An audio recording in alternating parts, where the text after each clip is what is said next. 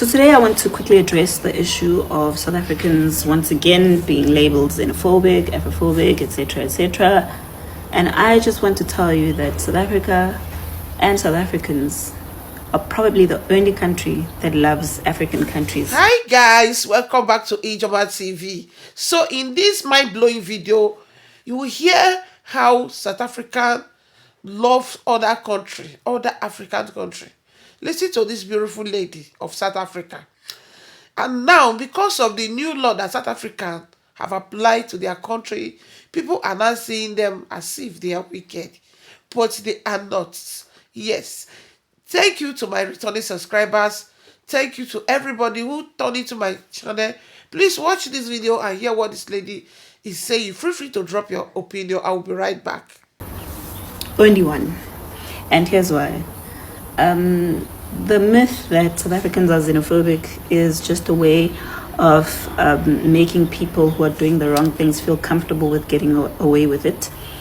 And for the longest time, South Africans have allowed it to go on by accepting that label of being labeled xenophobic, because xenophobia is centered around feelings of hatred. And none of what South Africans are saying has anything to do with hate, and everything to do with the law, and everything to do with trying to assist African countries to do exactly what South Africa did in the fight for their own liberation. South Africa is the country that got its liberation the latest of all the African countries. So while everyone was already enjoying the party and everyone was already milking their minerals and whatever, their wealth, South Africa was still behind because we were colonized. There are places we were not allowed to go to, etc., etc. And the minute we win that fight, suddenly we have to open our doors to everyone to come and transfer their countries or their leaders' failures to us, because now people have died, they've sacrificed their lives, and it's always under the disguise that, oh, because we helped you. Now here's the thing about this help. When South Africans were fighting for apartheid to end, some of the South Africans went to other countries to organize themselves, to continue the fight, to organize themselves, to feed into the fight that was going on at home. They didn't go to other African countries in millions and run away and say, oh, because we're fighting, take us in, give us jobs. We want to sell tomatoes on the streets. We want to have freedom. We want to have rights. We want to hijack buildings. We want to have our children near schools, etc., etc. They stayed in those countries to organize themselves and equip themselves to fight. But here in South Africa, we have people who are capable of fighting. We know they're capable of fighting because they fight us on these social media streets every day. But when it's time to fight for themselves in their countries, they become incapable. They will go to court to remember their rights that they have in South Africa. They will organize themselves according to their nations and according to their different tribes that they have in their countries and fight to stay in South Africa. They don't fight to organize themselves and go back and feed to people who are in their country to fight. So ideally, the message is, if you can escape your country to come to South Africa, you have won. The message is not that we want to fix our country, we want our leaders to account for the things that they've done, we want to be free one day from these oppressors, and we want to enjoy the wealth and the minerals that our country have. No, the message is, come to South Africa, go to South Africa and find joy, peace and freedom. So South Africans hate you because they're saying, you guys have minerals, you've got wealth, you've got a culture to preserve, you've got an identity to preserve. We know how rich Africans are and proud they are of their lineage, of their ancestors. We're saying go and fight for that, instead of coming to South Africa and fighting South Africans for trying to preserve that about themselves. I don't get the part where this is hatred. And South Africans are saying, we fought. We don't mind helping you to fight, but we don't want you to want to not fight and just come and be South African. Then you turn around and you start fighting South Africans. Oh, what's so special about being South African? What's special about being South African is that we're South Africans in South Africa. And that's the kind of pride that we want you to have about yourself, about your country, about your identity. And we want you to have that pride, not just for yourself, but for your children and their future as well. What pride do you have teaching your children that the solution that they have is running to South Africa and coming on the internet and fighting and swearing and, fighting for the bare minimum? There's no pride in that. What happened to Africans being proud people? You're losing your pride because you're unable to face and address your own leaders who are holding on to power, who are holding on to corruption, who are going to kill you and beat you up, and you are unable to stand up for yourself because you're scared to die. You're going to die in South Africa anyways. You can come to South Africa today. Doesn't mean you're exempt from death. You're going to die anyway, even in South Africa.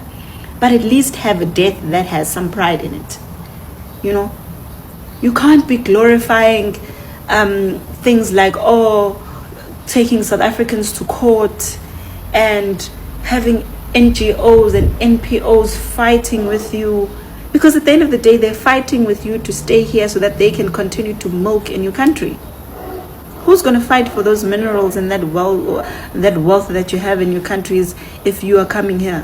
What do you think they're helping you stay in South Africa for? So that you can forget who you are and they can continue to loot in peace.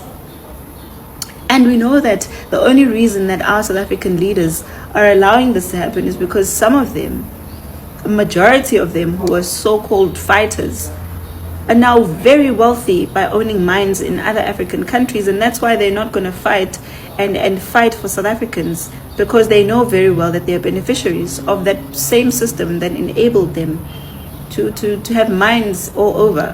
While ordinary South Africans have to deal with the crisis of this invasion from illegal immigrants every single day.